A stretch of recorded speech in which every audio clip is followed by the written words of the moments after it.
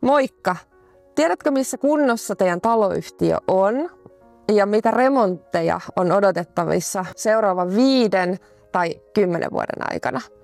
Talotuntiassa on aina ajantasainen tieto taloyhtiön kunnosta, tiedot on taloyhtiön omaisuutta ja ne pysyy aina tallessa, vaikka te vaihtaisitte isännöitsijätoimistoa. Onko sulla ollut sellainen olo, että haluaisit ymmärtää paremmin taloyhtiön kuntoon, rakenteisiin ja järjestelmiin liittyviä korjauksia, huoltoja ja milloin niitä tulisi tehdä?